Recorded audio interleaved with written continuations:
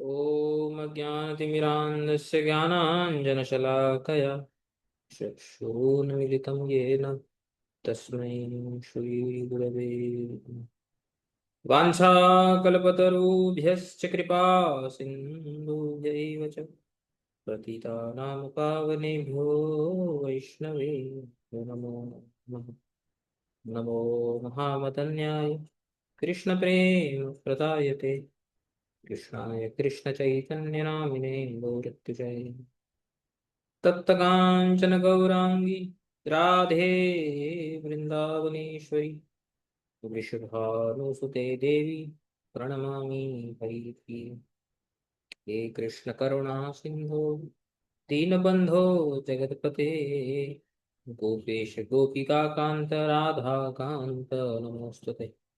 वृन्दाय तुलसीदेव्यै प्रियाय केशवस्य च विष्णुभक्तिप्रदे देवी सत्यवत्ते नमो। जय श्री कृष्ण चैतन्य प्रभु नित्यानंद श्री अद्वैत गदाधर श्रीवासादि गौर भक्तवृंद। हरे कृष्णा कृष्णा कृष्ण हरे हरे हरे राम राम राम हरे हरे।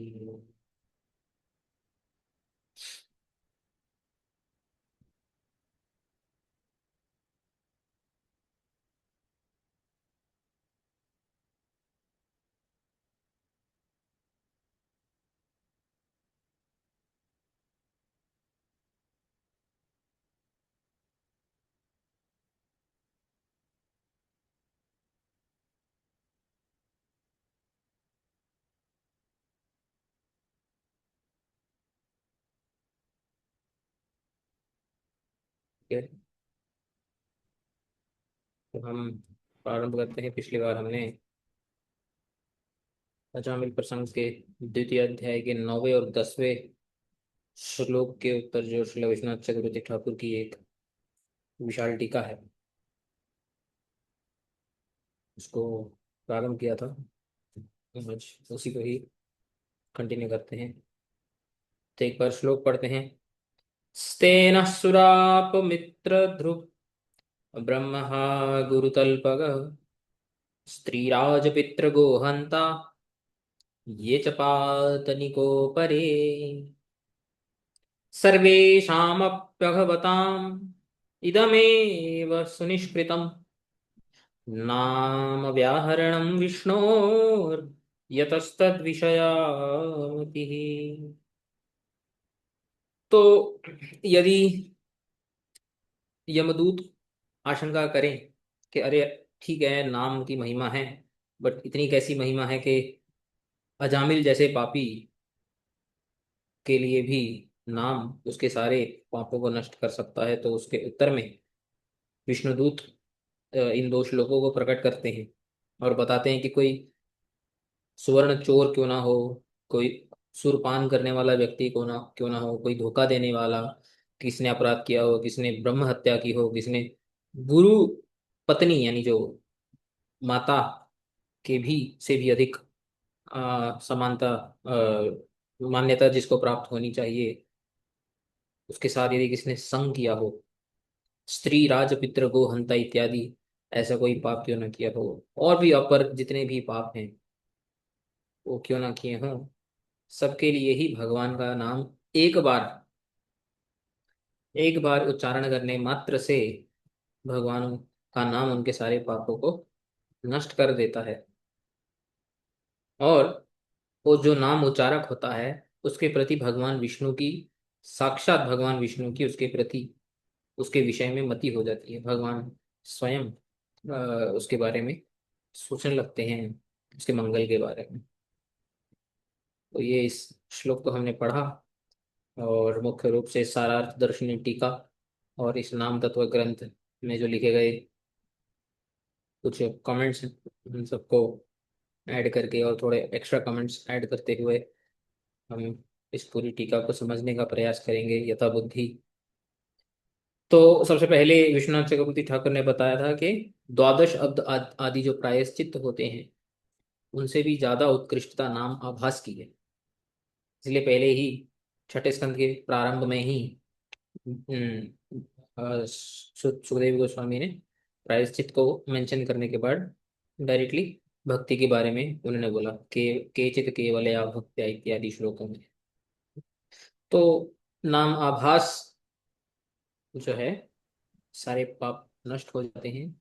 और अजामिल के आदि उच्चारण मात्र से, अजामिल ने जो आदि जो नाम करण के समय में पहली बार जब नारायण शब्द का उच्चारण किया था उसी समय से ही उसके सारे पाप नष्ट हो गए, न कि अंतिम नाम से, अंतिम नाम से नहीं हुआ। और व्याजहार इस परोक्ष जो है प्रयोग के माध्यम से श्री विश्वनाथ चक्रवर्ती ठाकुर ने बताया था। और भी उन्होंने बताया था कि अशेष अग हरम विदु, आगे ही श्लोक आएगा, वैकुंठ नाम गृहणम अशेष अग हरम विदु। अशेष यानी सब जितने भी पाप हैं उन सबको नाश करने वाला भगवान का नाम है। और न केवल उस टाइम तक आगे भी होने वाले जो यदि पाप यदि कोई गलती से करे तो भी भगवान का नाम जो है उसको नष्ट कर देता है। वर्तमानम तो यत पापम यद भूतम यद भविष्यति तत्सर्वम निर्दहति आशु गोविंद आनल कीर्तनात्। तो ये सब हमने पढ़ा था। और पिछली बार का जो कंक्लूजन जो विश्वनाथ चक्रवर्ती ठाकुर ने किया था वो क्या किया था कि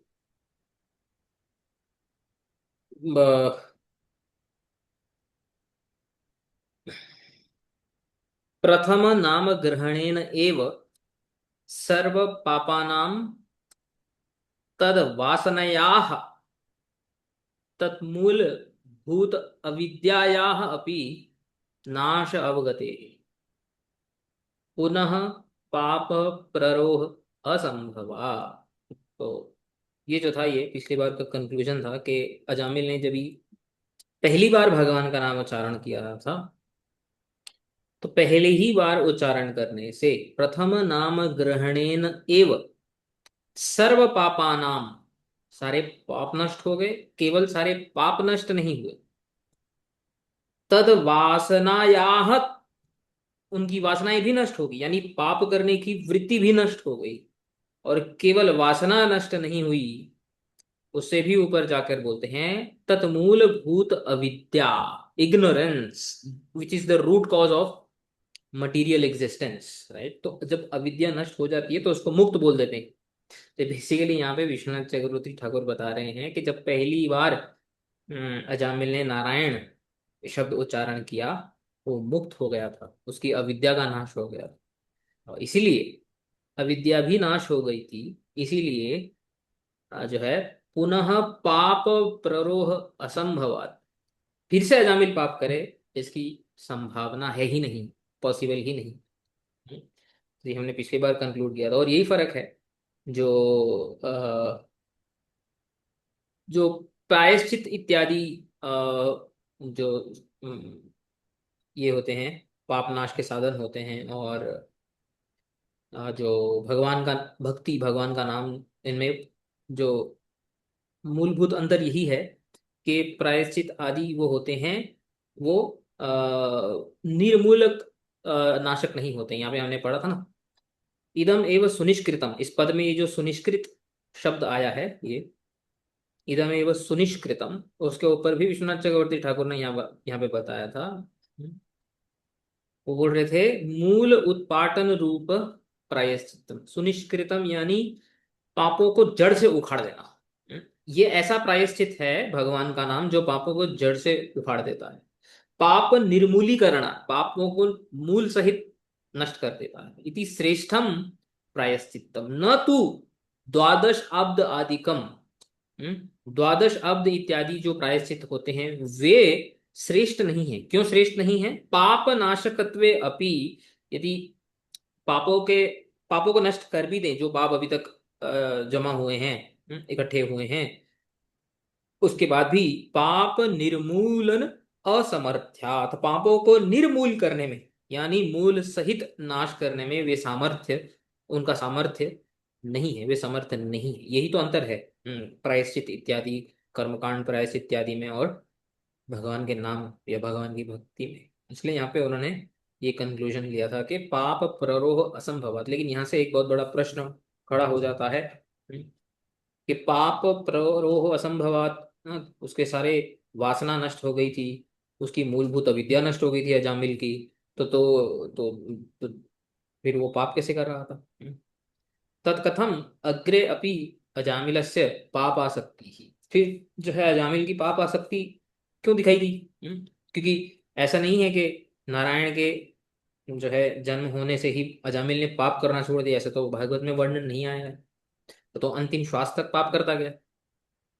ननु तर्हि प्रथम नाम ग्रहण अनंतरम एव अजामिलेन निर्विद्य, ये वही प्रश्न उठा रहे हैं कि अगर प्रथम नाम ग्रहण से ही, उसके बाद ही अजामिल निर्विद्य हो गया था, पापों से मुक्त हो गया था, तत्कथम, देन हाउ पापम नापसृतम, तो पापों को उसने त्याग क्यों नहीं किया? ऐसा वर्णन क्यों नहीं आया है भागवत में कि उसने फिर जो है नारायण के जन्म होने से ही पाप करना बंद कर दिए थे? ऐसा कोई वर्णन क्यों नहीं आया? ऐसा क्यों नहीं हुआ?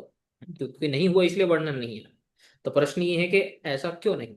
तो उसके उत्तर में बोलते हैं, पाप प्ररोह अभावे अपि तस्याम एव दास्याम आसज्य, हम्म, तत्तद एव पापम तावत काल पर्यंतम प्रयुक्त कृतम। मतलब जो पूर्व पक्ष है उसी को ही कंटिन्यू कर रहे हैं कि पाप प्ररोह अभाव, यदि कोई बोले कि पाप का पुनः आरोहित होना, पुनः वापस जन्म जन्म होना पॉसिबल नहीं है, तो फिर उसी दासी के साथ, वैश्या के साथ वो संग कर रहा था। और तत्तद एवं पापम तावत कालम पर्यंतम, अंतिम काल पर्यंत तक उसने उतने वही वही पाप किए जो वो हमेशा कर रहा था, चोरी इत्यादि। वो कैसे उच्यते? संस्कार वशात जीवन मुक्ता नाम कर्म एव तस्या अपि तावत काल पर्यंतम तत्तद एव पापम पुनः पुनरुत्पाद्यमानम अपि उत्खात दंष्ट्रोरग दंशवत न फल जनकत्वम। तो ये यहाँ पे संगति बता रहे हैं इसकी, तो इसको कैसे समझे बताते हैं। संस्कार वशात, हम्म, अब देखो इसका एग्जाम्पल, वो इसको समझाने के लिए विश्वनाथ चक्रवर्ती ठाकुर जो जीवन मुक्त हो जाते हैं ना, हम्म, उससे रिलेट करते हैं। जीवन मुक्ति मतलब मुक्त, जो जो जो व्यक्ति है वो मुक्त हो गया है, बस इस संसार में जी रहा है। ठीक है, तो अभी मैं आप लोगों से एक प्रश्न पूछता हूँ।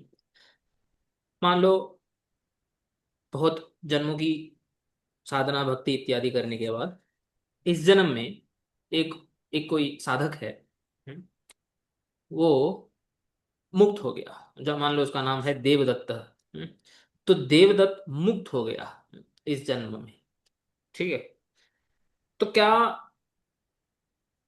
मुक्त होने से क्या उसके प्राण छूट जाएंगे? क्या उसी उसी समय वो मृत्यु को प्राप्त कर लेगा? ऐसा होगा? होगा कि नहीं होगा? नहीं, नहीं। Not necessary. इसलिए जीवन मुक्ति का भी कॉन्सेप्ट है ना, मतलब मुक्त है इसलिए वो जी रहा है। ठीक है, तो ऐसा जीवन मुक्त जो सिद्ध साधक नहीं है उसको तो सिद्ध ही बोलेंगे। तो ऐसा देवदत्त जीवन मुक्ति को प्राप्त हो गया, तो उसकी लाइफ कैसे चलेगी? अभी अगर उसको पहले मान लो आम अच्छे लगते थे, हम्म, तो उसको बाद में आम अच्छे लगेंगे कि नहीं लगेंगे मुक्त मुक्त होने के बाद? कोई अटैचमेंट नहीं होगा आपसे उसमें। अटैचमेंट नहीं होगा, बट अगर उसको आम अच्छे लगते थे तो आम तो अच्छे लगेंगे ही, क्यों नहीं अच्छे लगेंगे? हाँ। Out of nature, right?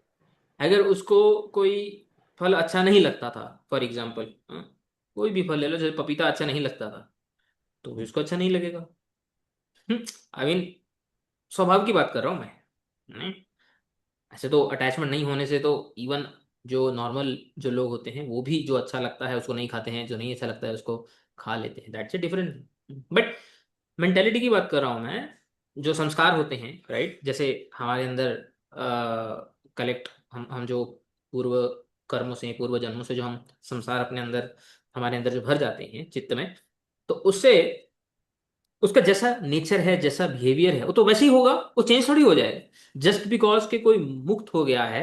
अब सडनली थोड़ी उसके जो है सींग निकल जाएंगे, या जैसे कभी कभी वो टीवी के सीरियल्स में दिखाते हैं ना, पीछे चंद्रमा आ जाएगा, वाइट सा।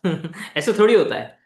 ऐसा तो कुछ नहीं होता है, वो तो अपना जीवन तो वैसे ही जीता है जैसे नॉर्मली वो जी रहा होगा, राइट। और जैसे ही वो अपने प्राण त्याग कर लेगा, वो भगवत धाम में चला जाएगा। होता है कि नहीं ऐसा? तो है फिर ना? वो अभी क्यों रुका है? मतलब फिर वो अभी क्यों जी रहा है? अब जी रहे हैं क्योंकि क्या बोलते हैं, पर कारण कुछ भी हो सकता है। जी के क- अगर वो कुछ कर्म कर रहा है तो वो भी तो आगे जाके उसके मतलब प्रारब्ध बन जाएंगे ना, आगे जाके पहले के कर्म उसके। नहीं नहीं, मुक्त हो गया है तो वो तो भगवत गीता में मैं दिखाता हूँ श्लोक। ऐसा, ऐसे व्यक्ति के कर्म का फल उत्पत्ति होती ही नहीं। इसलिए तो उसको मुक्त बोला है। मतलब मुक्त का वही डेफिनेशन होता है, वो कर्म नॉर्मल के जैसे ही करता है, नॉर्मल व्यक्ति के जैसे ही करता है, लेकिन उसके कर्म फल प्रदान नहीं करते हैं। वो, वो फल नहीं देते हैं, कुछ रिएक्शन नहीं देते हैं, उसी को तो मुक्ति बोलते हैं, नहीं तो मुक्ति किसको बोलेंगे? Right, it is a state in which one acts, but there is no reaction to for his action. उसी को तो मुक्ति बोलते हैं, मैं तो मुक्त कैसे हुआ? तो वो जो भी कर रहा है भगवान के लिए कर रहा है। हम्म, अगर वो भक्त है तो वो भगवत प्राप्ति के लिए कर रहा है, भगवत संतुष्टि के लिए कर रहा है। उसका फल जनक तो होगा ही नहीं। वो मुक्ति का तो छोड़ो, साधक का भी नहीं होता है, तो मुक्ति तो बहुत दूर की बात है। जो साधन भजन कर रहे होते हैं, अनर्थ निवृत्ति होती है, अनर्थ निवृत्ति भी नहीं होती है, वही होती है जिनकी, उनके कर्म उनके ऊपर जो है प्रभावित नहीं होते, तो सिद्धों की तो बात ही क्या है। तो पॉइंट ये है, संस्कार वशात, वो जीवन मुक्त का एग्जाम्पल दे रहे हैं, जीवन मुक्ता नाम कर्म एव तस्य अपि तावत काल पर्यंतम, जब तक वो इस संसार में हैं तब तक, तत्तद एव पापम, उसी उसी प्रकार वो करते रहते हैं जीवन मुक्त उसी प्रकार। अब अजामिल का नेचर क्या था? पाप करना। तो जिस प्रकार जो व्यक्ति मुक्त हो जाता है, यदि उसका कोई अच्छा स्वभाव होगा, है ना, लोगों को हेल्प करना, तो वो हेल्प करेगा। ऐसे ही अजामिल का स्वभाव क्या था? लोगों को दुख देना, वो तो उसका नेचर था। तो अजामिल दुख दे रहा था because it was his nature. तो मतलब वो जब तक जी रहा है तब तक वो कार्य करेगा। बट जिस प्रकार एक मुक्त व्यक्ति जब अच्छे कर्म करता है तो फल की कामना नहीं करता है और उसको फल नहीं मिलते हैं, उसी प्रकार अजामिल जो दुष्ट व्यक्ति था, वो दुष्ट कर्म कर रहा था, लेकिन उसके दुष्ट कर्म फल जनित नहीं थे। वो फल पैदा नहीं कर रहे, just because out of nature वो कर्म कर रहा था। तो तत्तद एव पापम पुनः पुनर उत्पाद्यमानम अपि, वो पुनः पुनः उसके पाप उत्पाद्यमान यानी जनित होने पर भी, उत्खात दंष्ट्र उरग दंशवत। जैसे एक सांप होता है, ये आपने पहले भी सुना होगा ये फ्रेज, सर्प होता है, उस सर्प के जो जहरीला जो दांत होता है, वो नष्ट कर दिया जाए, और वो सर्प यदि किसी को, उसको डंस करे, किसी को जो है बाइट करे, तो उससे कोई व्यक्ति की मृत्यु नहीं होती है, उसी प्रकार उसका कोई इफेक्ट नहीं होता है। उसी प्रकार अजामिल के लिए भी उसके जो कर्म थे, जो उसकी वासना से वो कंटिन्यू कर रहा था, वो फल जनित, फल जनकम नहीं थे। वो तो फल, न फल जनकम, वो फल जनित नहीं कर रहे थे, बस वो कर रहा था क्योंकि उसकी हैबिट थी, out of habit, right. Suddenly जब कोई मुक्त हो जाए तो सडनली उसकी हैबिट थोड़ी चेंज हो जाती है। हैबिट आपको हम सब जानते ही, हैबिट्स इतनी आसानी से थोड़ी चेंज होती है। तो मुक्ति होने में भी सडनली ऐसा थोड़ी है कि वो व्यक्ति ही बदल जाएगा, उसका नेचर ही बदल जाएगा। तो दैट इज द रीजन वो बता रहे हैं कि अजामिल ऐसा जो है उसने पाप करना कंटिन्यू किया, बट उसके पापों का उसके ऊपर कोई असर नहीं। समझ में आया? हाँ। यहाँ पे यही लिखा है देखो, फॉर अ जीवन मुक्त life continues exactly in the same way as it was previously. वही मैं बता रहा था। Their actions are influenced by their nature, उनका जो क्रियाएं होती हैं वो उनके स्वभाव से जो है इन्फ्लुएंस्ड होती है। The only thing is that they no more identify themselves as belonging to this body and world. वो बस, वो जो है अपने आप को, ये शरीर नहीं हूँ और मैं इस संसार का नहीं हूँ, ऐसा वो ज्ञान होता है। जामिल को ज्ञान नहीं था, बट नाम के प्रभाव से उसकी स्थिति वही थी। Otherwise as soon as one gets liberated they would immediately drop dead. मतलब अगर ऐसा नहीं होता था, फॉर एग्जाम्पल, कि जीव मतलब मुक्त होने के बाद भी इंसान वैसा ही रहता है जैसा उसका स्वभाव होता है, ऐसे तो फिर जैसे ही व्यक्ति मुक्त हो जाए वो तुरंत उसकी मृत्यु हो जाती थी, है ना, वो मर जाता। बट ऐसा होता नहीं है, शास्त्र ऐसा नहीं होता है कि जीवन मुक्ति का कॉन्सेप्ट ही यही है। बहुत जगह पे शास्त्र में जीवन मुक्ति का कॉन्सेप्ट क्यों दिया है? मुक्त है लेकिन जी रहा है। क्योंकि अगर मुक्त होने पे तुरंत ही व्यक्ति मृत्यु को प्राप्त कर जाए तो जीवन मुक्ति का कोई कॉन्सेप्ट नहीं होता था। But shastra doesn't say this, and there are many places where devotees are referred to as mukta even while living in the material world. तो वही है कि संसार में रहते हुए भी कई कई जगह शास्त्र में ऐसे आते हैं कि साधकों को, सिद्धों को, भक्तों को जो है मुक्त बोला गया है। हम्म, और हम अपने गुरुवर्गों को भी मुक्त ही, हमारी श्रद्धा है तो वो मुक्त ही हैं, भगवान के धाम से आए हैं, लेकिन फिर भी है इस संसार में। They tend to work based on their nature. अब हम अपने गुरुजनों को में भी देखते हैं, महाप्रभु का अगर आप चैतन्य चरितमृत पढ़ोगे तो चैतन्य चरितमृत में जब भी जगन्नाथपुरी में भंडारे होते थे तो महाप्रभु क्या करते थे, जिसको जो जो जो खाद्य वस्तु है वो पसंद होती है, महाप्रभु वही वही देते थे। अगर आप पढ़ोगे चैतन्य चरितमृत में ऐसा वर्णन आता है। तो हाँ, उनको भी कुछ पसंद है ना, कुछ चीजें पसंद है, कुछ चीजें पसंद नहीं है। हम्म। तो होता है ऐसे। वो तो सारे मुक्त हैं जितने भी महाप्रभु के गण हैं, महाप्रभु गण। मुक्त गरिमानी और कीर्तनों में आता है। They tend to work based on their nature while inspiring the common masses. क्यों कार्य क्यों करते हैं? दूसरों को दिशा दिखाने के लिए। ये भगवत गीता में भी आता है, जैसे पढ़ें, जनक का एग्जाम्पल देते हैं भगवान भगवत गीता में। कर्मणा एव ही संसिद्धिम आस्थिता जनक आदय। जो जनक इत्यादि जितने भी महापुरुष हुए हैं, राज ऋषि हुए हैं, कर्म से ही उन्होंने समसिद्धि को प्राप्त किया है। समसिद्धि यानी मुक्ति को। यानी जनक को भगवान क्लियरली भगवत गीता में मुक्त पुरुष बोलते हैं। लेकिन जनक क्या थे? राजा थे कि नहीं? अगर राजा थे तो राज्य कर रहे थे, और राज्य कर रहे थे तो ऑब्वियसली उनका कुछ स्वभाव होगा, कुछ नेचर होगा, डिसीजन मेकिंग होगी। वो अपने हिसाब से कर ही रहे थे ना। ऐसा तो नहीं है कि उन्होंने अपने जो है सारे स्वभाव को ही त्याग दिया, ऐसा तो कुछ हुआ नहीं। लोक संग्रहम एवं अपि संपश्यन कर तुम अर्हसि। इसी लोक संग्रह यानी लोक के हित के लिए ही जो है अर्जुन तुम्हें भी करना चाहिए, ऐसा भगवान बोलते हैं। यद यद आचरति श्रेष्ठ तत्तदेव तरो जन सयत प्रमाणम कुरुते लोक तद अनुवर्तते। इसी के आगे ही ये श्लोक आता है। जिस प्रकार श्रेष्ठ व्यक्ति, मुक्त पुरुष जिस प्रकार का आचरण करते हैं, जो साधारण लोग होते हैं उसी का अनुवर्तन करते हैं। उसी के प्रमाण बेसिस पे। और भी आता है, जैसे 4:20 में भी अगर देखें,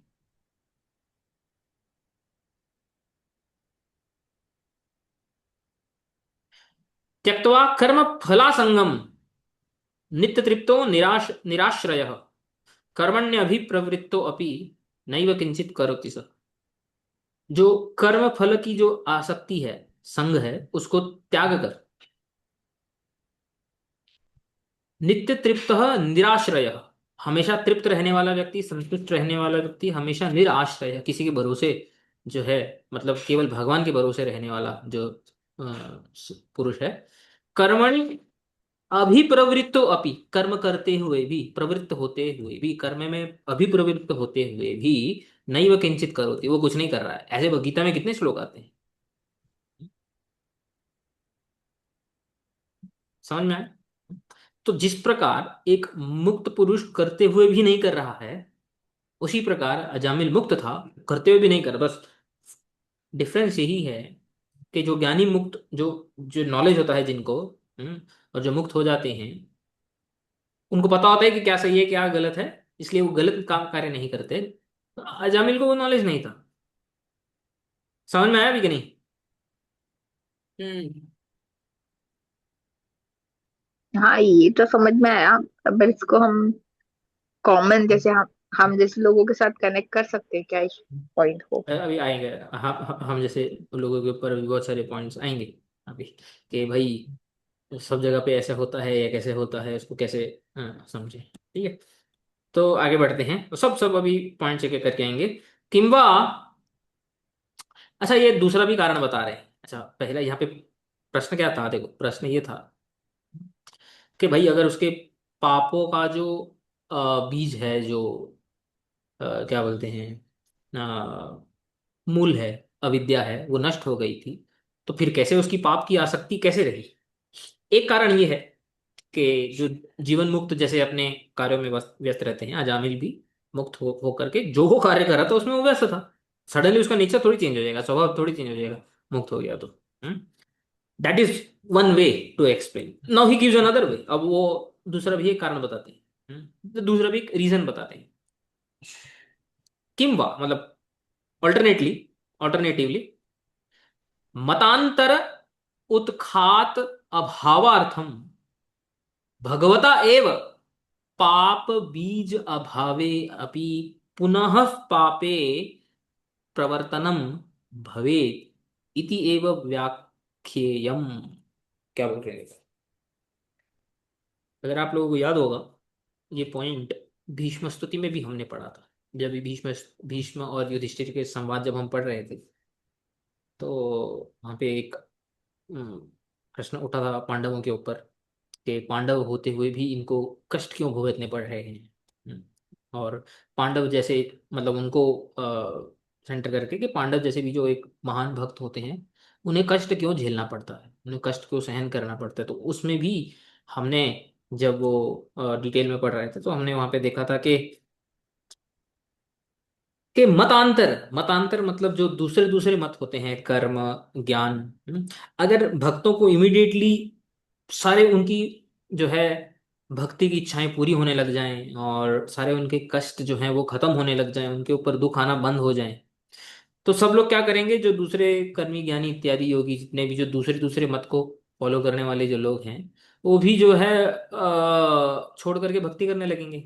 हम्म तो जो जितने भी शास्त्र में बताए हुए गए जो मत हैं, जो जो है वो तो सब नष्ट हो जाएंगे। और किसी को नेचुरली भक्ति करना अच्छा लगे या नहीं लगे, वो भक्ति करेगा क्योंकि बिकॉज वो रिजल्ट दे रही है। ऐसा होता है ना कि अब भक्ति देखो, भक्ति क्या है? भक्ति is nothing but Preeti, right? Prem, right? तो प्रेम स्वाभाविक होनी चाहिए। कोई भी हम्म, दो व्यक्तियों के बीच में जो प्रेम संबंध होता है वो नेचुरल होना चाहिए।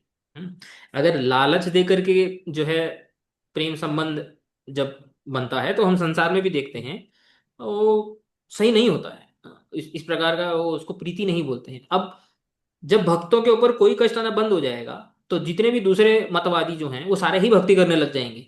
भक्ति कर रहे हैं इसके लिए नहीं, क्यों? क्योंकि उनको अपने कष्टों को दूर करना है, इसके लिए। तो भक्ति का पूरा पर्पस ही लूज हो जाएगा। याद है आप लोगों को? याद है कि नहीं भीष्म और युधिष्ठिर संवाद हाँ, में? और ये भी हो रहा था ना, भक्ति हम्म। इतनी रेयर नहीं है कि सबको मिल जाए।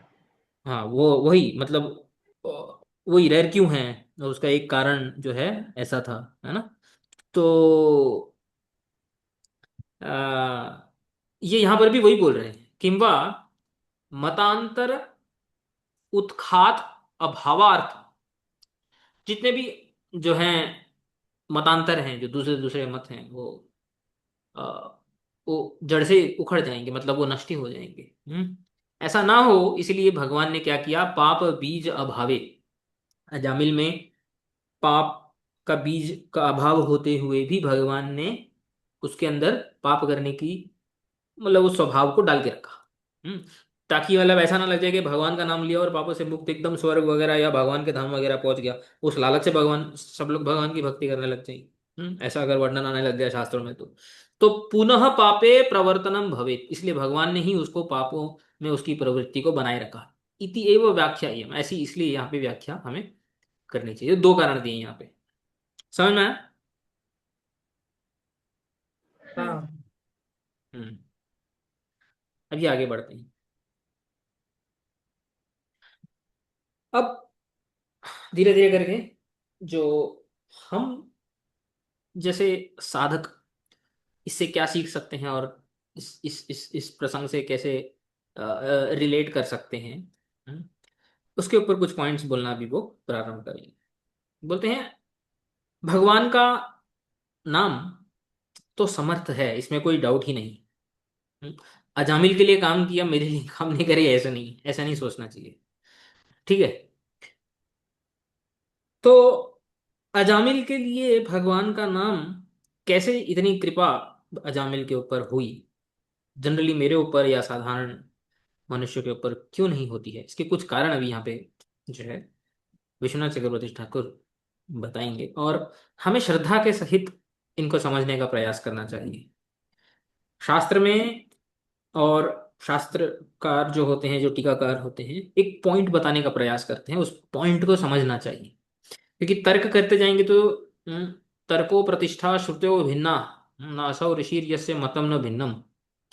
तो तर्क की कोई सीमा नहीं होती, अरे ऐसे थोड़ी होता है। वैसे तो यहाँ पे आचार्य एक भाव प्रकट करने का प्रयास कर रहे हैं, उसको यदि हम समझ जाएंगे, उसको यदि ग्रास्प कर लेंगे तो हमारा ही मंगल होगा, वरना तर्क करने से कुछ प्राप्त होने वाला नहीं है। तो उस भाव को हम समझने का प्रयास करेंगे श्रद्धा के साथ।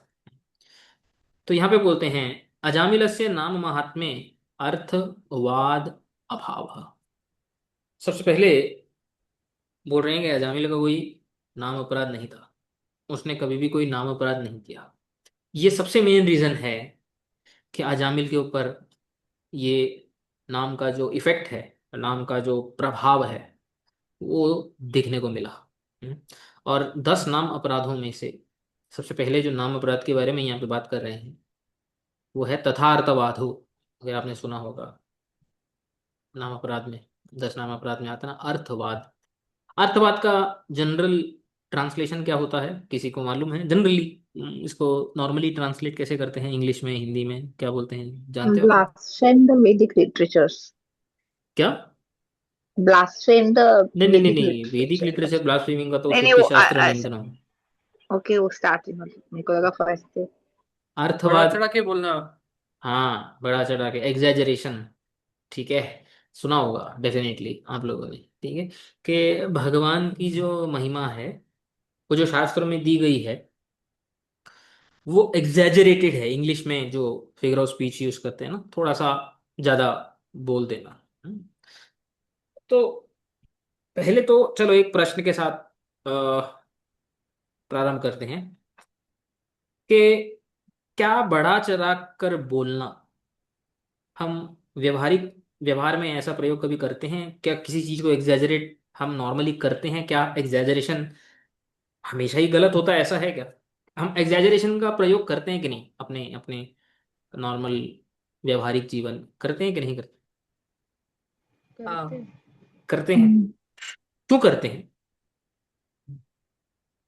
और इम्पोर्टेंस वो पॉइंट को दिखाने के लिए मतलब इम्पोर्टेंट, हाँ, दिखाने के लिए। और उससे हमारा क्या प्रयोजन होता है? मतलब अगर मैं किसी को इस जो है इस इसकी महिमा थोड़ा सा बढ़ा चढ़ा के बोलूंगा तो इससे हम हमारा प्रयोजन क्या होता है, हम क्या चाहते क्या हैं उससे, ऐसा क्यों करते हैं? मतलब किसी की इंपॉर्टेंस क्यों दिखाते हैं ज्यादा? उसको वो चीज अट्रैक्ट करवाने के लिए। हाँ, उसको उसमें नियुक्त करने के लिए, ताकि उसकी हम्म, प्रवृत्ति हो। हम्म, है ना? उस कार्य में, उस क्रिया में, उस किसी व्यक्ति की प्रवृत्ति हो, नियुक्त हो उसमें, इसी के लिए करते हैं कि नहीं? तो शास्त्र में भी अर्थवाद इसी को ही बोलते हैं एक्चुअली। अर्थवाद इज नॉट रॉन्ग। शास्त्र, अगर आप ये पूर्व मीमांसा, हम पूर्व मीमांसा से पढ़ते हैं आज, थोड़ा अर्थवाद को थोड़ा अच्छे से समझते हैं कि अर्थवाद क्या होता है। तो कोश में पहले देखते हैं कि अर्थवाद को का कैसे बोला है। अर्थस्य लक्षणया स्तुति अर्थस्य निंदा अर्थस्य वा वादः अर्थवादः। देखो, बहुत सिंपल लक्षण है ये अर्थवाद का। अर्थस्य किसी एक प्रयोजन के लिए, अर्थस्य लक्षणया किसी एक प्रयोजन का लक्ष्य लक्ष्य करके। जैसे कि हम, छोटा बच्चा होता है, हम्म, तो छोटा बच्चा जब 3 साल का होता है, 4 साल का होता है, जब वो खाना नहीं खाता है, तो हम उसको, उसका जो भी उसका सुपर हीरो होता है, जैसे अगर कोई भक्त है तो जैसे नरसिंह भगवान बन जाएगा बड़ा होकर के, या फिर हनुमान जी बन जाएगा तो बड़ा होकर के, तो बच्चा एकदम ये हो जाता है, अरे मैं खाना खाने से ऐसा होगा, मैं हनुमान जितना पावरफुल हो जाऊंगा। या जो संसारी के लोग होंगे वो बोलेंगे मैं ही मैन बन जाऊंगा, सुपरमैन बन जाऊंगा। और मतलब पुराने जमाने के तो यही हैं, आजकल नए नए हीरो आ गए हैं। तो इस प्रकार से क्या होता है कि अर्थस्य जो जैसे इस एग्जांपल में जैसे खाना खाना है बच्चे के लिए, उसको लक्षण करके कभी कभी क्या करते हैं, स्तुति उस उसकी स्तुति अर्थ, उसकी स्तुति करते हैं बहुत ज्यादा। अरे हनुमान जी बन जाएगा, ये बन जाएगा, वो बन जाएगा। या कभी कभी निंदा भी करते हैं कि अगर खाना नहीं खाया तो एकदम जो है तेरी हाइट बड़ी नहीं होगी, तो छोटे का छोटा रह जाएगा, वीक हो जाएगा, बीमार हो जाएगा, ये हो जाएगा, वो हो जाएगा, ऐसे कुछ तो भी उसको बोलते हैं। तो कभी कभी हम स्तुति करते हैं बहुत ज्यादा, और कभी कभी हम निंदा भी करते हैं। तो स्तुति अर्थस्य निंदा अर्थस्य वा वाद, वाद इत्युक्ते कथनम, मतलब बोलना, किसी एक अर्थ को लक्षण करके बहुत ज्यादा स्तुति करना, ये बहुत ज्यादा निंदा करना, कथनम इति अर्थवाद, इसका अर्थवाद समझ में आया कि नहीं हाँ समझ में आया? हाँ तो ये शब्द कल्पद्रुम जो कोश है, एक डिक्शनरी है, उसमें ऐसा दिया हुआ है। अभी अर्थ संग्रह, पूर्व मीमांसा के लिए एक एक प्रकरण ग्रंथ है, प्रारंभिक ग्रंथ है अर्थ संग्रह, उसमें भी अर्थवाद के बारे में थोड़ा बताया है। प्रशस्त्य निंदान्यतर परम वाक्यम अर्थवाद। प्रशस्त्य मतलब स्तुति, और निंदा, स्तुति अर्थ से, निंदा अर्थ से, अन्यतर परम वाक्यम, कोई भी इनमें से कोई भी एक वाक्य को अर्थवाद बोला जाता है। मतलब पूर्व मीमांसा में, शास्त्र में जितने भी स्तुति वाक्य हैं और जितने भी निंदा के वाक्य हैं, उनको सबको अर्थवाद माना गया है। तो अर्थवाद क्यों माना गया है? क्योंकि पूर्व मीमांसा जो षट दर्शनों में से जो एक दर्शन है, उसमें जो सबसे, जैसे वेदांत सूत्र का पहला सूत्र आप जानते हैं, क्या है? अथो अथ ब्रह्म तो जिज्ञासा, ब्रह्म अथा जिज्ञासा। तो ब्रह्म जिज्ञासा, ठीक है ना, अथा तो ब्रह्म जिज्ञासा। ऐसे ही जो पूर्व मीमांसा के जो सूत्र हैं, महर्षि अ, जैमिनी, उन्होंने जो सूत्र लिखे हैं, हम्म, उसमें पहला सूत्र है अथातु धर्म जिज्ञासा, धर्म की जिज्ञासा, ठीक है। तो पूर्व मीमांसा यानी जो कर्म को फॉलो करते हैं, उनमें कर्म श्रेष्ठ है, कर्म ही सबसे प्रधान है। मतलब वो ईश्वरवादी नहीं है, वो कोई ईश्वर में विश्वास नहीं करते। हम्म? उनके दर्शन में कोई ईश्वर कुछ नहीं है, ईश्वर क्या है, कर्म है, मतलब कर्म ही ईश्वर है। आप जैसे कर्म करोगे ऐसा आपको फल मिलेगा।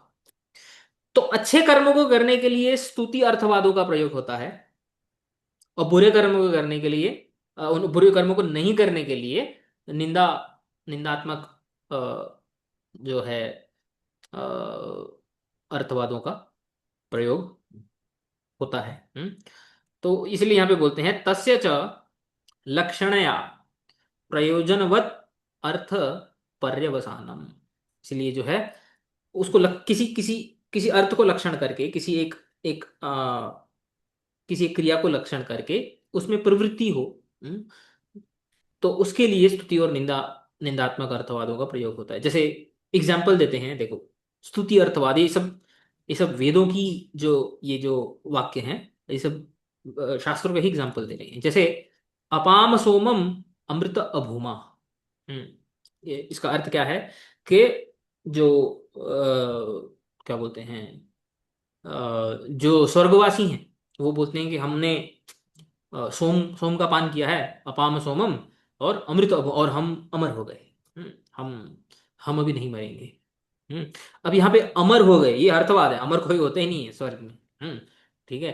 तो ताकि जो कर्मकांडी जो व्यक्ति है, वो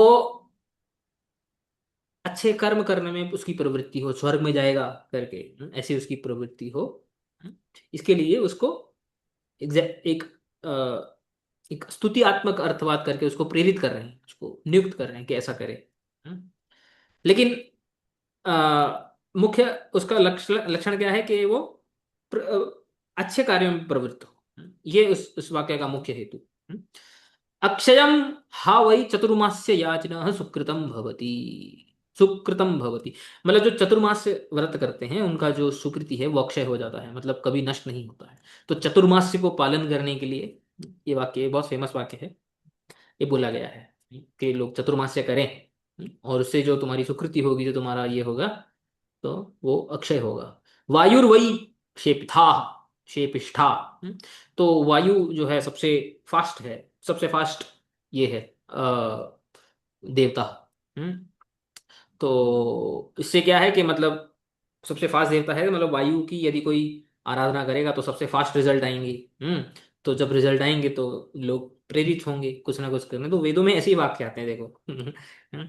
तो अब देखो जैसे ये जो है एक और है, संध्यामुपासते ये तु सततम संशित व्रता विधूत विधूत पापस्ते यान्ति ब्रह्मलोकम सनातन। जो हमेशा जो संध्या करता है वो ब्रह्मलोक को प्राप्त होता है। हम्म।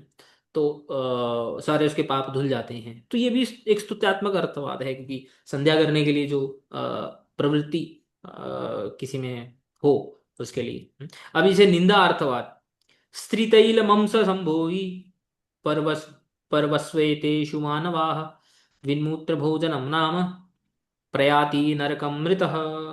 जो जो परवश यानी जो अच्छे अच्छे दिन होते हैं, धार्मिक दिन होते हैं, जैसे एकादशी, जन्माष्टमी, और जो कर्मकांड के हिसाब से भी मान लो या भक्ति के हिसाब से, मतलब जो अच्छे अच्छे दिन होते हैं, अच्छे अच्छे जो दिन होते हैं, उसमें यदि कोई ज्यादा जो है इंद्र तृप्ति करे, जैसे स्त्री भोग, तैल मतलब शरीर में तेल मालिश होता है ना, जैसे होता है जैसे पहले करते थे, और मांस इत्यादि का ये करना, इनका जो संभोग करता है इनके साथ, तो विनमूत्र भोजनम नाम, विट यानी कि मूत्र ना, शुगर की विट यानी शुगर का जो मल है वो है, मूत्र है इत्यादि जो है, उसको भोजन करना पड़ता है नरक में जाकर। तो ये निंदात्मक अर्थवाद है। हम्म, कि मतलब व्यक्ति ना करे ऐसा। ऐसे कर्म, तो इसलिए उसको डरा रहे हैं। है ना। तो आप बोलेंगे नहीं होता है क्या, बोला है अर्थवाद तो क्या मालूम होता है नहीं होता है, आई डोंट नो। अमेध्या वही मासा, माशा। नहीं, कुछ तो होता ही होगा डेफिनेटली। ऐसा नहीं है कि बिल्कुल नहीं होता है। तो बट थोड़ा अर्थवाद भी होता है इनमें। अमेध्या वही माशा, माश यानी जो उड़द दाल होती है ना, उसको बोला है कि वो इम्प्योर है, इम्प्योर है, तो इसलिए यज्ञ वगैरह का जो सामग्री होती है उसमें उसका प्रयोग नहीं होता है। हम्म। अच्छा, यहाँ पे एक और भी पॉइंट आता है। हम्म, कि अगर विधि, मतलब कि यहाँ पे बोला था अर्थस्य लक्षण है। हम्म। अर्थस्य लक्षण है, अर्थ यानी किसी किसी और किसी प्रयोजन के, अगर कोई प्रयोजन दिखाई ही नहीं दे रहा है, कोई विधि दिखाई नहीं दे रही, हम्म, और फिर ऐसे ही किसी किसी वस्तु की स्तुति की जा रही है, तो शास्त्रकार क्या करते हैं कि किसी विधि की कल्पना कर देते हैं, अज्यूम करते हैं कि यहाँ पे कुछ तो एक और एक जो है विधि होगी, इसी के लिए ही यहाँ पे इसको इसकी स्तुति की जा रही है। तो विधि अप्राप्तार्थत्वेन विधि कल्पना उपपत्ते है। तो विधि अप्राप्ता, अगर विधि प्राप्त नहीं हुई है तो विधि की कल्पना करनी चाहिए, अज्यूम करना चाहिए कुछ, जो भी कॉन्टेक्स्ट के हिसाब से जो भी प्रॉपरली अज्यूमेबल है उसको कुछ अज्यूम कर लेना चाहिए। ये शेर स्वामी की ही ऊपर की टीका में आया। तो इसलिए अर्थवाद वाक्यानि निरर्थकाः, क्या अर्थवाद के वाक्य निरर्थक हैं? नहीं, निरर्थक नहीं है, इनका अर्थ है, इनका इनका इनका इनका जो है क्या बोलते हैं, पर्पस है। पर्पस। हम्म। तो क्या है, जो वही हमने पहले डिस्कस किया था, न च प्रशस्त्यादि बोधस्य निष्प्रयोजनत्वे न अर्थवादस्य अर्थत्वम इति वाच्यम। जो प्रशस्ति इत्यादि यानी स्तुति निंदा इत्यादि जो बोध कराने वाले जो वाक्य हैं, उनका कोई प्रयोजन नहीं है, कोई अर्थ नहीं है, ऐसा नहीं बोलना चाहिए। आलस्य आदि वशाद अप्रवर्तमानस्य पुंसः प्रवृत्ति आदि जनकत्वेन तद बोधस्य उपयोगात। समझ में आया कि नहीं? बहुत सिंपल है। क्या है?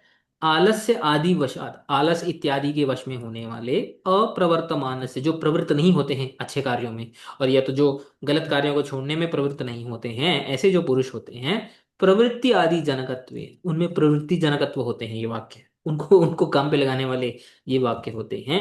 तत्बोधस्य उपयोगात, ऐसा उनका उपयोग होता है अर्थ संग्रह में, जो है जो अर्थवाद जो वाक्य होते हैं उनका ये प्रयोग वहां पे बताया, which is fair, which is okay. समझ में आया कि नहीं? हम्म।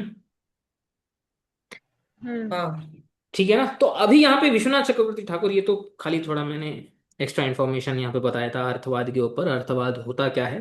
हम्म। तो विश्वनाथ चक्रवर्ती ठाकुर पहले यही बात बोलते हैं, अर्थवाद वाक्यम ही स्वार्थ प्रतिपादने प्रयोजन अभावात। उनका खुद का कोई प्रयोजन नहीं होता है, यहाँ पे चला जाएगा, ये हो जाएगा, या ऐसे नष्ट हो जाएगा, ये कोई खुद का कोई प्रयोजन नहीं होता है। विधेय निषेधयो, किसी विधि का पालन करने में या किसी निषेध को नहीं, मतलब निषेध होना चाहिए, इसको नहीं करना चाहिए। प्रशस्त निंदित तत्वे लक्षणया प्रतिपादयति। ये पूरा जो हमने पढ़ा ऊपर, उसको एक सेंटेंस में इन्होंने समराइज किया। कि जो विधि, मतलब जो करना है उसको करने के लिए, या जो निषेध, जो नहीं करना है उसको नहीं करने के लिए, स्तुति या फिर निंदात्मक जो वाद यानी जो कथन होते हैं, उनका किसी एक लक्षण से उनको प्रतिपादन किया जाता है। एक एक किसी किसी पर्पस से उनको उनका प्रतिपादन होता है, उनका खुद का कोई पर्पस नहीं होता है। That is the summary. उनको खुद का कोई पर्पस नहीं है, पर्पस कुछ और है। समझ में आ गया? अगर कुछ और क्लियरली दिया हुआ है तो वही है, और अगर क्लियर नहीं दिया हुआ है तो टू अज्यूम समथिंग, राइट? उसको कुछ कुछ अज्यूम कर लो आप, मतलब कुछ अज्यूम कर लो मतलब कुछ भी नहीं। ये कॉन्टेक्स्ट के बेसिस पे जो है शास्त्रकार, जो टीकाकार होते हैं, वो आपको बताते हैं कि यहाँ पे इसका क्या विधि और क्या निषेध होना चाहिए, वो आपको बताते हैं। ठीक है, तो अज्यूम करना जो है एक एक सजेशन है, नहीं। समझ में आया? अर्थवाद समझ में आया? हाँ। हाँ। अन्यथा स्तुति अर्थवादे कल्पनांतरे वा व्याख्यायमाने तथा अर्थवादो हरिनाम्नि कल्पनम इति पाद्म उक्ते नाम अपराध प्रसक्तौ। क्या बोल रहे हैं देखो, वो बोल रहे हैं कि नाम के प्रसंग में, हम्म, के नाम की जो स्तुति शास्त्र में गाई गई है, नाम की स्तुति जो है ये अर्थवाद है। हम्म, स्तुति अर्थवादे कल्पनांतरे व वाक्या, तो अगर और कोई विधि नहीं दी कोई है कि नाम की महिमा क्यों गान हो रही है, उसमें जो है ये करना चाहिए, ये करना चाहिए, ये करते करते नाम करना चाहिए, ऐसा करते करते नाम करना चाहिए, तो ऐसा होगा। तो और कोई विधि अगर नहीं दी हुई तो उसको कल्पना करो। यदि नाम के प्रसंग में यदि कोई ऐसा करता है तो उसके उसके केस में क्या होता है?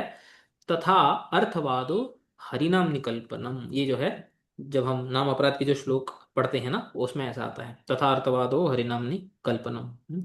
नाम अपराध कौन सा है? अर्थवाद।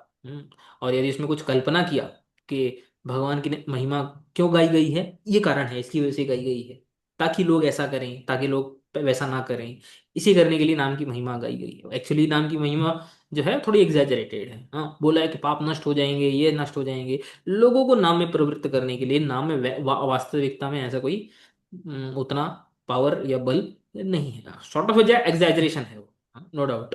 समझ में आया?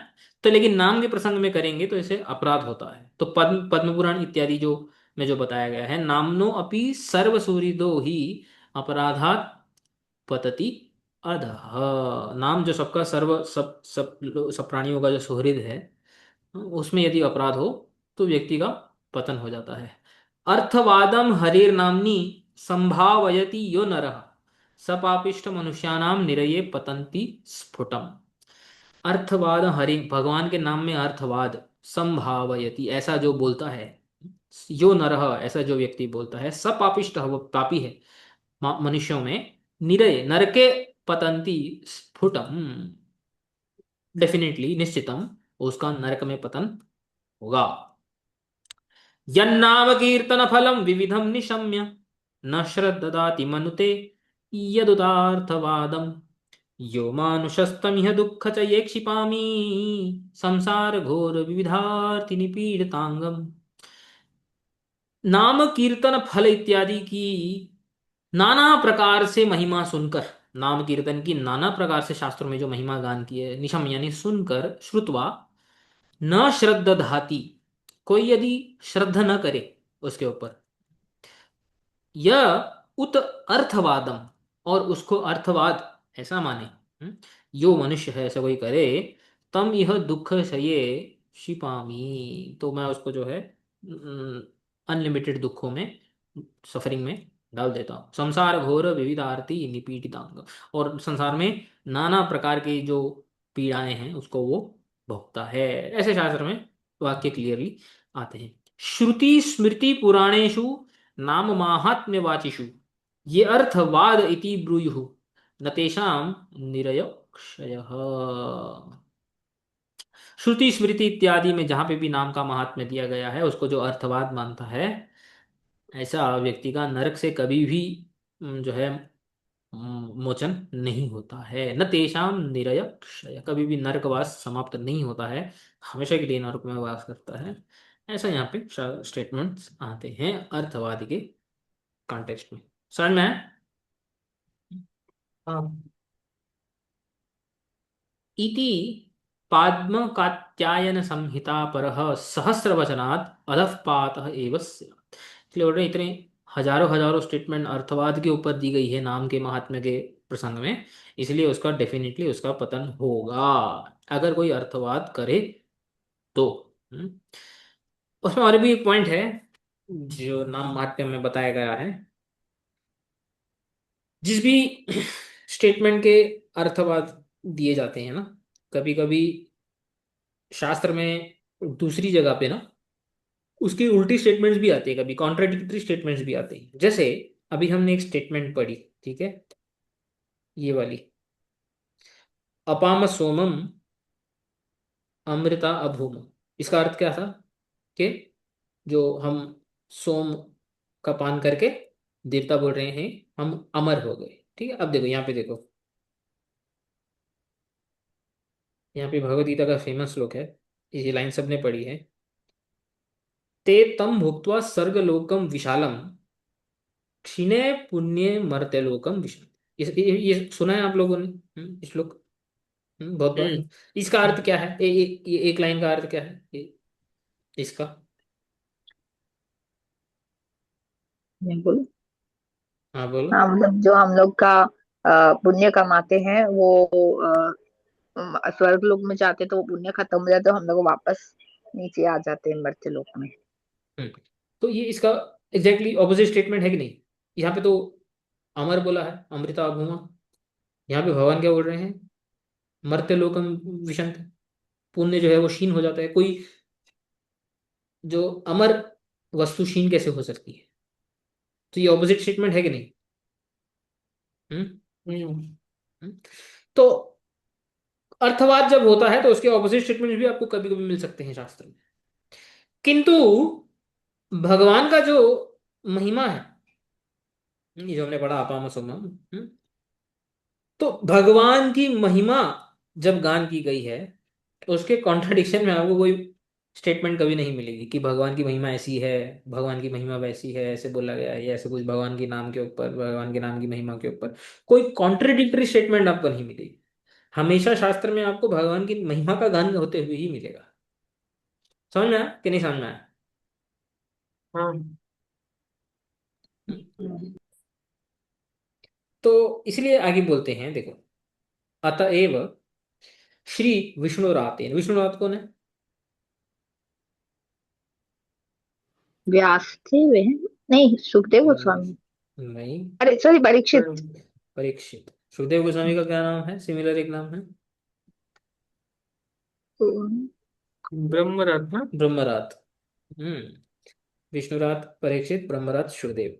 ठीक है, तो ये हमने छठे स्कंद में जो हम पढ़ रहे हैं उसके प्रथम अध्याय में उसका 10वां श्लोक है ये।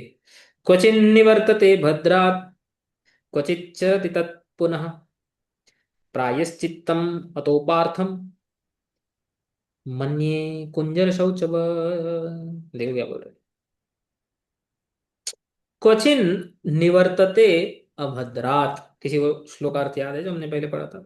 तो जो प्रायश्चित करता है, हम्म, ऐसा व्यक्ति कभी कभी अभद्र यानी पापों से निवृत्त हो जाता है।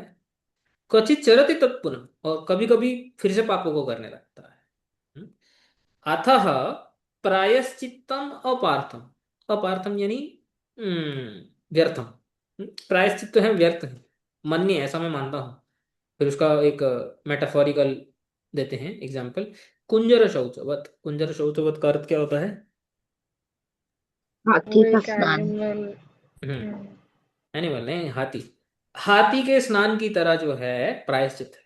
अभी देखो, ये वही बता रहे हैं, शास्त्र में कई जगह पे तो प्रायश्चित की महिमा का गान किया गया है, कई जगह पे कर्मकांड इत्यादि शास्त्रों में, लेकिन यहाँ पे उसका ऑपोजिट स्टेटमेंट मिली कि नहीं मिली? प्रायश्चित को जो है व्यर्थ बोला है यहाँ पे। हम्म। ऐसा कभी भगवान के साथ, भगवान के नाम की महिमा के साथ आपको ऐसा स्टेटमेंट नहीं मिलेगा। हम्म, तो ये भी एक कारण है कि हम उसको अर्थवाद क्यों नहीं बोल सकते। समझ में आया कि नहीं? ये हाँ अर्थवाद का मतलब मेरे को समझा, पर मुझे वो समझ ही नहीं आ रहा है कि वो कैसे कंसिडर करना है, मतलब अर्थवाद करना है या नहीं करना है, वो मुझे नहीं समझा। वो ऐसा कोई रूल नहीं है उसका। वो किसी भी एक कॉन्टेक्स्ट में जो टीकाकार होते हैं, जो भी उस परंपरा के, वो आपको बताते हैं कि ये अर्थवाद है या नहीं है। ऐसा। नहीं नहीं, मतलब जैसे अजामिल के केस में, हम्म। जैसे अभी आपने बोला कि हम लोग जैसे जो है, हम लोग भी नाम तो ले रहे हैं पर हमको वो क्यों नहीं इफेक्ट हो रहा है, तो उसके बाद आपने बोला कि अर्थवाद, तो वो अजामिल ने अर्थवाद किया है या वो मुझे नहीं समझा वो। वो अभी आए नहीं। पहले अर्थवाद का एक्सप्लेन कर रहे हैं कॉन्सेप्ट। ठीक है। अभी फिर आएंगे कि अजामिल के केस में उसका अर्थवाद नहीं था, मतलब कि उसने नाम के प्रति, के नाम की जो महिमा है, वो अर्थवाद नहीं है, अर्थवाद है, ऐसा उसका अपराध नहीं था। और जब जिसका ऐसा अपराध होता है तो वो कैसा होता है, वो अभी आएंगे उस टॉपिक पे आगे। ठीक है। हम्म? तो अभी सिर्फ अर्थवाद के ऊपर हम डिस्कस कर रहे हैं अभी तक। ठीक है। तो यहाँ पे पुनः पाप प्रवृत्ति दर्शने प्रायश्चित्तम आक्षिपतः, क्योंकि फिर से जो है पाप प्रवृत्ति, पापों की प्रवृत्ति होती, चलो पाप नाश यदि हो भी गए, लेकिन फिर से पाप, व्यक्ति पाप, उसके अंदर पाप करने की प्रवृत्ति वापस दिखाई देने लगती है। इसलिए यहाँ पे विष्णु रहते हैं, यानी कि सुखदेव गोस्वामी ने, सॉरी, परीक्षित महाराज ने प्रायश्चित के ऊपर आक्षेप लगाया, यानी इसकी जो है, उसको बोला गया नहीं, this is not the best. ये आक्षेप लगाना मतलब उसके ऊपर निंदा इत्यादि करना है।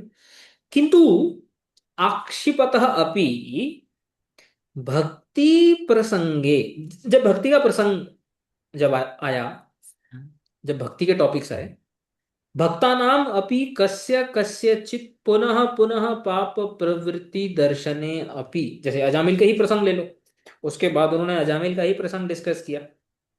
हम्म। तो अजामिल ने भक्ति की थी क्योंकि उसने भगवान का नाम उच्चारण किया था, तो ये भक्ति का अंग है। भगवान का नाम उच्चारण करना, तो उसने भक्ति की थी। लेकिन फिर भी अजामिल के जो है पापों की निवृत्ति नहीं हुई। तो अभी तो हमने देखा कि उसके पाप करने की जो प्रवृत्ति थी, वो एकदम से थोड़ी गई। ऐसा थोड़ी है कि उसने पहले ही जब ही नारायण का नाम लिया, जो है नामकरण के समय, तो उसके पाप चले गए थे, ऐसा तो नहीं है। तो यहाँ पे देखो, आप इस बात को समझने का प्रयास करो, यहाँ पे क्या बोल रहे हैं, थोड़ा सा ध्यान देके बोलते हैं। प्रायश्चित को सुखदेव गोस्वामी ने, परीक्षित महाराज ने गाली दी कि उससे क्या होता है, कुंजर शौचवत, यानी कि पुनः पाप प्रवृत्ति होती है। लेकिन अजामिल के केस में तो दिखाई दी पुनः पाप प्रवृत्ति भगवान का नाम लेने लेने पर भी, लेकिन फिर भी वो बोलते हैं पाप प्रवृत्ति अजामिलस्य पुनः पुनः पाप प्रवृत्ति दर्शने अपि श्री विष्णुरातेन श्री ब्रह्मरातेन वा न एव आक्षेप कृतः। इसका अर्थ क्या हुआ बताओ, किसी को समझ में आया? हाँ, मतलब जब भी वो आप बोल रहे हैं प्रायश्चित के बारे में बात हुई थी कि हम्म। उसकी प्रवृत्ति खत्म नहीं होती, वापस आ जाती, तो उन्होंने उस पे वो किया, आक्षेप लगाया। पॉइंट आउट किया, आक्षेप लगाया। पॉइंट, लेकिन राइट। इसमें ये जब ऐसे सामने हुआ उसके बाद भी उन्होंने आक्षेप नहीं लगाया। नहीं लगाया, राइट। उसके बाद भी हाँ। पाप प्रवृत्ति दर्शन है अभी, ऐसा बोला क्या पूरे प्रसंग में, अजामिल के प्रसंग में? पहले तो नहीं। प्रायश्चित के प्रसंग में तो सीधा जो है परीक्षित महाराज ने बोल दिया, अरे ये तो कुंजर शौचवत मन्नी, मैं तो इसको ऐसा मानता हूँ कि हाथी के स्नान। लेकिन भक्ति का प्रसंग जब शुरू हुआ, अजामिल की कथा जब भी शुरू हुई, तभी तो ऐसा बोला नहीं इन्होंने। तो वही बोल रहे हैं ना, उन्होंने बोला ना, सुखदेव जी ने बोला, श्री विष्णु राते न श्री ब्रह्म राते न एव आक्षेप कृता, किसने भी आक्षेप नहीं लगाया।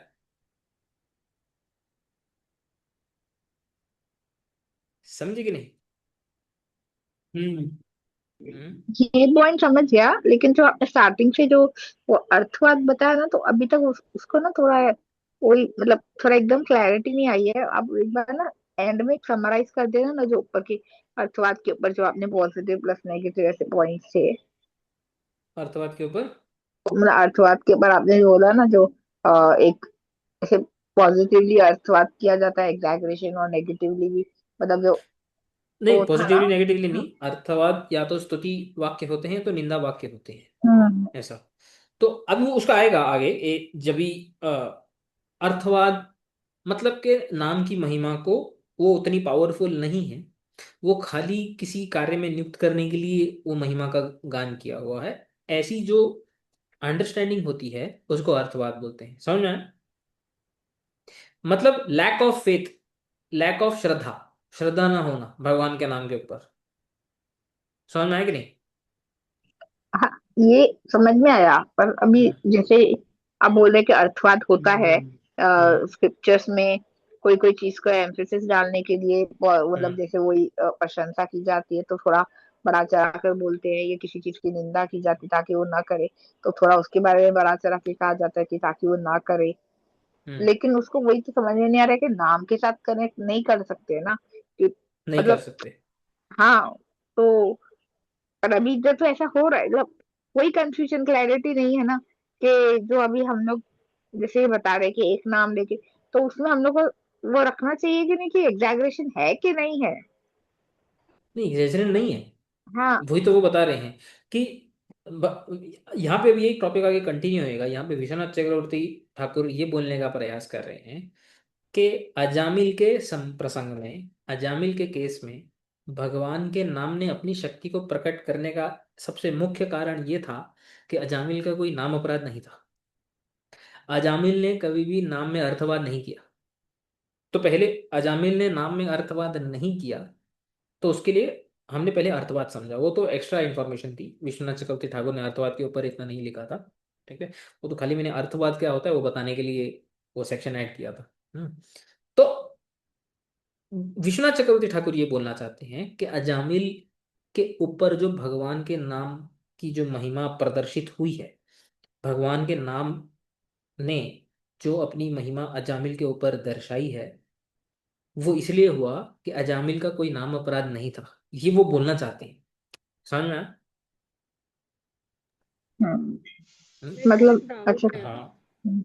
बोलो, कुछ भी, मतलब कुछ डाउट है इससे तो बोलो। रिलेटेड, हाँ, इससे रिलेटेड नहीं है, मतलब जैसे अभी आपने एकदम स्टार्ट में बोला कि, हम्म मतलब एक सेकंड, हाँ, जैसे कि अजामिल, मतलब जैसे अगर कोई पाप करता है बट मतलब, एक सेकंड,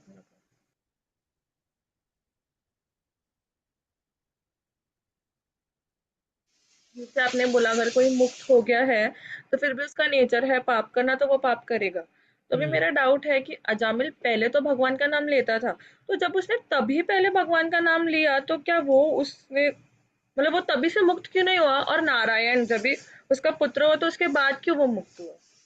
पहले भगवान का नाम लेता था मतलब कभी? ब्राह्मण था मतलब, ना वो। हाँ, यस, वेरी गुड ब्राह्मण था क्वेश्चन, तो। ये very good question, this is very good question. तो ये भी आ आएगा। राइट। तो ये मेरे को भी डाउट आया था, जब मैं ये पढ़ रहा था। तो इसी इसी डाउट को क्लियर करने के लिए ये बेस बना रहे हैं अभी। देखो, भगवान का नाम अजामिल के ऊपर उस समय इफेक्टिव क्यों था? क्योंकि उसका कोई उस समय नाम अपराध नहीं था। ठीक है। हम्म। अब पहले उसके ऊपर क्यों इफेक्टिव नहीं हुआ? जब वो ब्राह्मण था तो ऑब्वियसली भगवान का नाम तो लिया ही होगा, ऐसा तो नहीं है कि नहीं लिया होगा, है ना? तो सब हमने पढ़ा भी था, और अभी आएगा आगे श्लोक। ठीक है, वो ये सेम क्वेश्चन आएगा आगे। ठीक है, तो उस समय क्या प्रॉब्लम थी भाई? ऐसा क्या हो, ऐसा क्यों नहीं हुआ? पाप करने के बाद क्या हो गया ऐसा कि भगवान के नाम ने सडनली उसके ऊपर इफेक्ट दिखा दिया? तो पहले ये बता रहे हैं कि भगवान का नाम इफेक्टिव कब होता है। भगवान का नाम इफेक्टिव तब होता है जब साधक के अपराध नहीं होते हैं। This is the point we need to understand. इसीलिए देखो, यहाँ पे ये क्या बोल रहे हैं कि पुनः पाप प्रवृत्ति दर्शने प्रायश्चित्तम आक्षिप्तः अपि भक्ति प्रसंगे भक्तानाम अपि कस्य कस्यचित् अजामिलस्य यथा पुनः पुनः पाप प्रवृत्ति दर्शने अपि न एव आक्षेपः कृतः। क्योंकि भक्तों के, जब मुक्त हो जाते हैं तो उनके पाप, वैसे अगर वो पाप करने की वृत्ति उनके अंदर हो तो भी वो फलजनकत्व नहीं होती है, जिस प्रकार से जो अभक्त होते हैं उनके यदि पाप नष्ट हो जाएं तो पाप नष्ट होने के बाद भी उनके पाप करने की प्रवृत्ति, जो जो वासनाएं होती हैं वो नष्ट नहीं होती हैं।